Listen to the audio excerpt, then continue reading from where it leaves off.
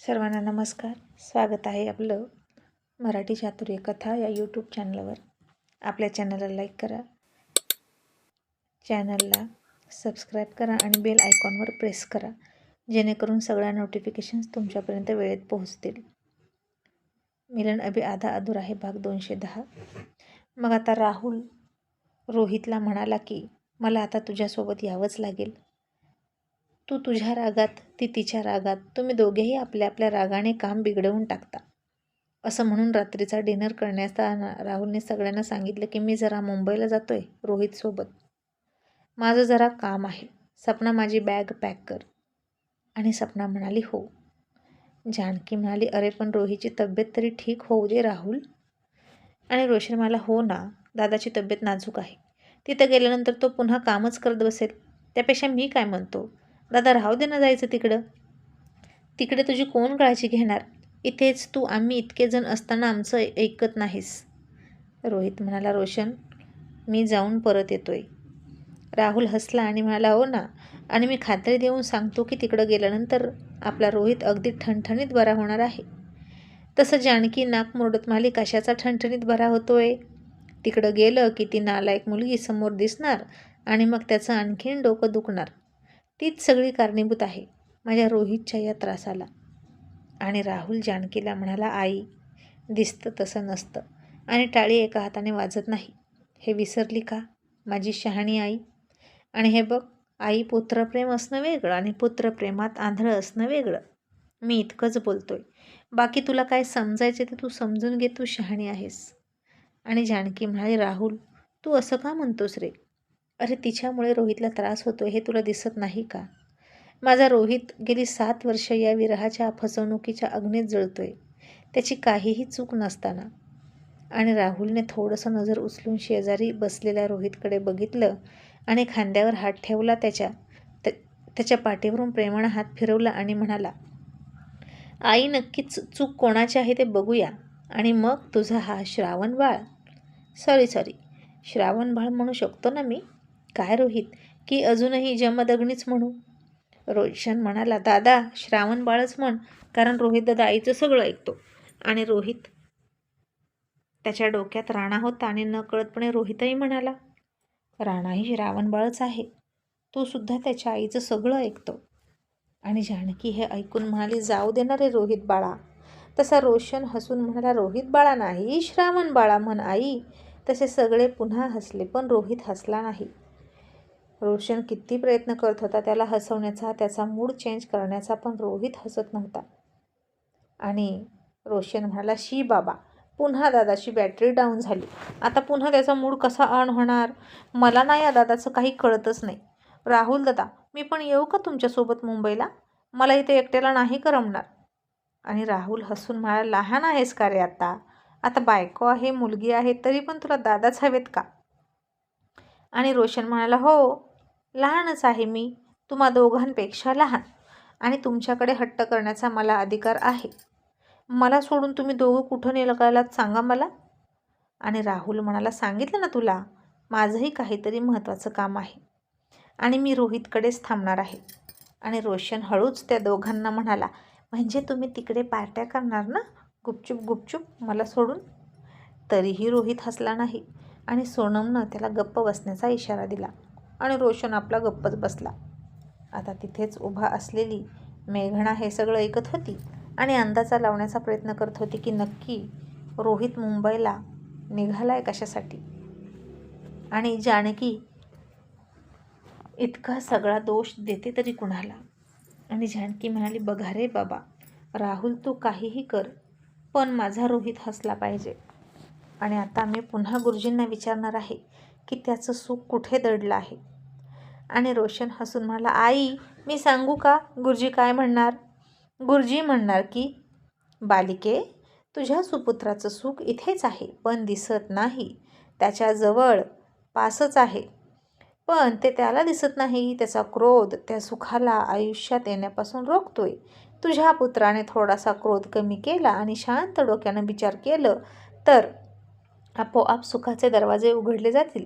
असा रोशन नाटकी स्वरात एक हात वर करून बुवाच्या आवाजात म्हणाला आणि सगळे हसायला लागले. तरीही रोहित हसला नाही आणि जानकी म्हणाली, बरोबर आहे रोशन तुझं.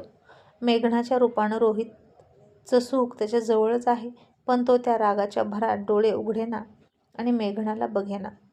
आता काय सगळं देवानं भलं करावं त्याचं, एवढीच त्याच्याकडे इच्छा. आणि आता रोहित म्हणाला, माझं झालंय, मी निघालो, असं म्हणून तो निघाला.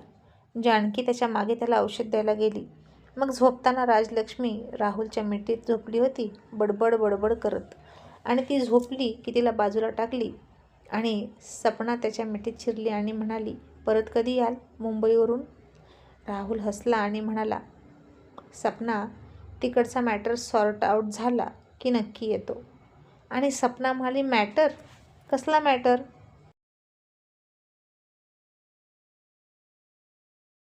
आणि आता कोणालाही सांगायचं नव्हतं, पण राहुलने या घरातली मोठी सून म्हणून जबाबदारीनं ही सिक्रेट बातमी सपनाला सांगायचं ठरवलं. आणि म्हणाला, ऐक, आता मी तुला सांगतोय, पण हे कुठेही कळता कामा नये. आज मी राणीशी बोललो. तशी सपना हरकून गेली आणि म्हणाली, काय?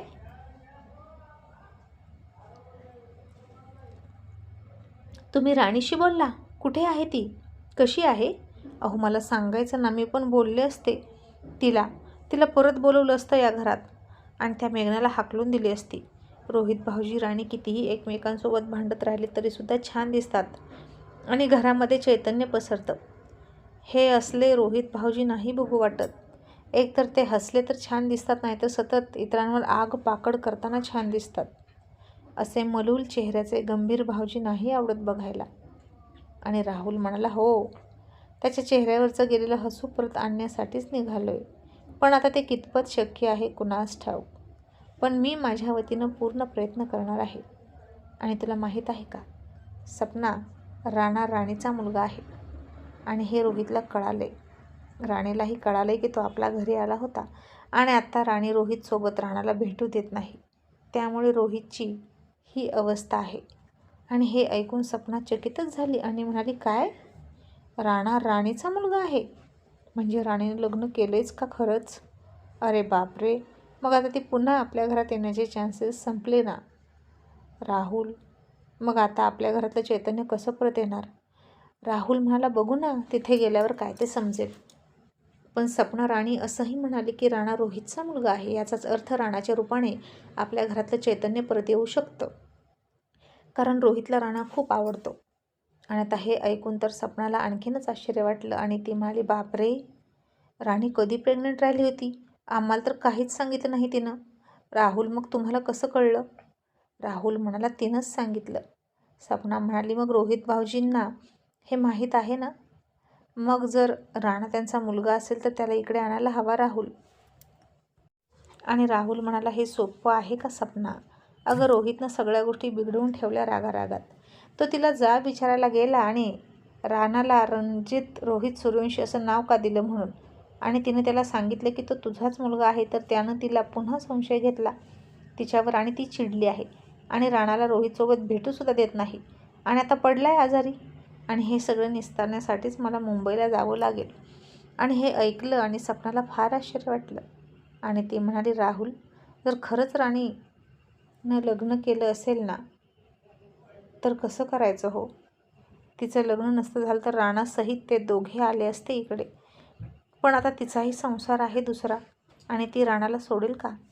राहुल म्हणाला, शक्यच नाही. ती तर दरवेळी बोलताना फक्त माझा राणा, माझा राणा आणि फक्त माझा राणा असंच म्हणते. आणि राणा सारखा उमद्या व्यक्तिमत्वाचा मुलगा कोण सोडेल तू सांग? आणि सपनाला आता दडपणच आलं. कारण आता भविष्यात जर खरंच राणा रोहितचा मुलगा निघाला तर राणी आणि रोहितची त्या राणासाठी किती भांडणं होतील हे इमॅजिन न केलेलं बरं. मग आता सकाळी लवकर जायचं होतं म्हणून राहुल आणि ती झोपली. आणि राजलक्ष्मी सकाळी उठून म्हणाली, बाबा मी येऊ का तुमच्यासोबत? मला राणाला भेटायचं आहे. राणा पण तिकडेच राहतो ना? राहुलनं तिच्या चेहऱ्यावर हात फिरवला आणि म्हणाला, मला वाटतं ते झालं तर राणा इकडेच येईल, काळजी करू नको. फक्त राणा सूर्यवंशींच्या रक्ताचा निघावा, मग बास. राणीची कशीही समजूत घालू शकतो मी. मग आता रोहित बाहेर निघाला, रोशनही निघाला आणि त्यांच्या मागे गेला आणि म्हणाला, राहुल दादा, मॅटर काय आहे? मी रात्री जास्त खोलात शिरून विचारलं नाही, पण भानगड काय आहे मला सांगा ना. राहुल म्हणाला, काही नाही रे, कारखान्याच्या कामासाठी निघालोय, आणखीन काय सांगू. आता हे सगळं मेघना कान देऊन ऐकत होती आणि राहुल रोहित खूप सिक्रेटली निघाले होते. फक्त सपनाला सांगितली होती ही हकीकत, जानकीला सुद्धा सांगितली नाही, कारण जानकी लगेच मेघनाला सांगते म्हणून गुप्तता पाळली होती. मग तिथं जानकी आली निरोप द्यायला आणि म्हणाली, जा रे राहुल, आता सगळं व्यवस्थित करून ये. ती राणी कशाला भेटली याला कुणास ठाऊक. आणि राणा इतका गोड मुलगा आहे, पण तिचा का आहे तेच मला कळत नाही. आणि राहुल हसून म्हणाला, कदाचित आई आपलाही हसू शकतो म्हणून तो आपल्याला आवडतोय.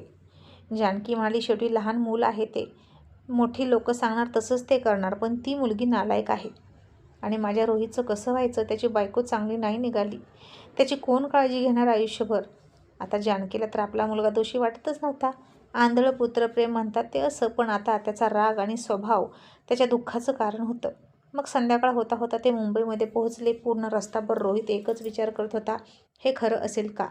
ती जे काही सांगते त्यावर विश्वास ठेवावा का? की नेहमीसारखी ती मला सरप्राईज वगैरे देणार होती अशा थापा मारते. रोहितचा तिरका मेंदू त्याला अजूनही सरळ विचार करायला परवानगी देतच नव्हता. मग ते फ्लॅटवर आले आणि रोहित आता सारखा बघायचा राणी आली की नाही. त्याला आता कसला धीर धरवत नव्हता. भांडायलाही दम नव्हता आणि चिडायलाही दम नव्हता. नुसते उतावळे होते रोहित कुमार. आणि राणी घरात आली. तिची नोकर निघून गेली, पण जाता जाता राणी आली आहे हे खाली सांगून गेली. आणि पुन्हा संध्याकाळी राणीच्या घराची बेल वाजवली आणि राणीला वाटलं पुन्हा रोहित आहे की काय. आणि ती म्हणाली, कोण? हे पहा, मी आता पोलिसांना फोन करेन बरं का. तुम्ही का आलात पुन्हा मला त्रास द्यायला? तर आता मधूनच राणा खोकत होता आणि त्याचा आवाज बाहेरपर्यंत रोहितला आला. तोही माझी आठवण काढून आजारी पडलाय की काय हे रोहितच्या लक्षात आलं. आणि आता राहुल म्हणाला, राणी मी आलोय. राहुल. आणि राहुनी चकितच झाली. तिनं लगेच दरवाजा उघडला, राहुलला समोर बघितलं आणि म्हणाली, राहुल दादा तुम्ही? आणि आता राहुलने लगेच थोडंसं स्मित हास्य केलं आणि म्हणाला, आत नाही बोलवणार? कधी काळी आपण एकमेकांचे नातेवाईक होतो राणी, तू विसरलीस का? राणी थोडीशी गडबडली आणि म्हणाली, या ना दादा, आत या. आणि आता राहुलच्या पाठीमागे रोहितही आत यायला लागला की. इतक्यात राणीनं हात आडवा लावला आणि म्हणाली, थांबा, तुम्ही या घरात येणार नाही. तुम्ही आमचे कोणीही नाही. तसं रोहितनं तिच्याकडे पुन्हा रागात बघितलं आणि म्हणाला, मग दादा कसा चालतोय? तो कसा चालतो तुला? तो तुझा कोण आहे? आता तो तुझा धीरही नाही. तुझं तर दुसरं लग्न झालंय ना. तुला आता नवीन नाती भेटली आहेत, असा खोचकपणे म्हणाला. तशी राणी चिडली आणि म्हणाली, ते माझे कोणीही नसले तरी माणुसकीच्या नात्याने मी त्यांना आत घेते. आणि नात्याबद्दल बोलाल तर कोणती नाती तोडायची आणि कोणती नाती सांभाळायची हे मला कळतं. मी तुमच्यासारखी अविचारानं काम करत नाही. आणि मी त्यांना ते माणूस आहेत म्हणून माणुसकीच्या नात्यानं आत घेतलं, पण तुम्ही ना कोण आहात तेच मला कळत नाही. आणि दोन पायाचे आहात म्हणून माणूस म्हणावं तर तुम्ही माणूसही नाही, आणि प्राणी म्हणावं तर तुम्हाला 4 पायसुद्धा नाहीत. तुमच्याकडे फक्त एक भडक मेंदू आहे, मन नसलेलं शरीर. अशा खरमरीत शब्दात नमनालाच राणीनं रोहितचा अपमान केला. आणि हे ऐकून राहुलला वाटलं की आता रोहितचं काही खरं नाही. राणी त्याला कसलीच दाद देत नव्हती. आणि या 7 वर्षात राणी प्रचंड बदलली आहे. आणि मग तरीही रोहित तिथं उभा राहिला होता. आणि राहुल म्हणाला, रोहित तू खाली जा, मी राणीशी बोलून येतो. आणि आता रोहितचं सगळं लक्ष खोकणाऱ्या राणाकडे होतं. तरीही रोहित राणीला म्हणाला, मी राणाकडे बसलो तर चालेल का? किंवा राणाला माझ्यासोबत पाठवून देतेस का? तो खोकतोय का? तू त्याला दवाखान्यात नेलंस की नाही? असा चौकशा करायला लागला. आणि राणी म्हणाली, कशासाठी? तुम्हाला एकदा सांगून कळत नाही का? राणाशी संपर्क ठेवू नका. निघा तुम्ही. त्याला दवाखान्यात न्यायचं की नाही, की घरीच त्याचे उपचार करायचे हे मी ठरवेल. त्याची आई जिवंत आहे, तुम्ही निघा. असं म्हणून राणीनं त्याला बाहेरचा रस्ता दाखवला. आणि आता राणीचा तो रुद्र अवतार बघितला आणि राहुलला सुद्धा वाटलं की राणी बदलली. परिस्थिती माणसाला बदलायला भाग पाडते. आणि रोहितचा असा अपराध झालाय तरी काय जे ती इतकी चिडली आहे. आणि राहुल रोहितला म्हणाला, रोहित तू खाली जा, मी येतो. मग रोहित चिडत चिडत तिच्यावर रागाचे कटाक्ष टाकत बाहेर गेला आणि राणीनं त्याच्याकडे न बघताच दरवाजा लावला. आणि रोहितनं रागात पाय आपटले आणि म्हणे आई जिवंत आहे त्याची, मग बाप काय मेलाय काय? तिच्याकडे राणा आहे म्हणून काय भाव चढला या राणीला? राणीला नाही, महाराणीला.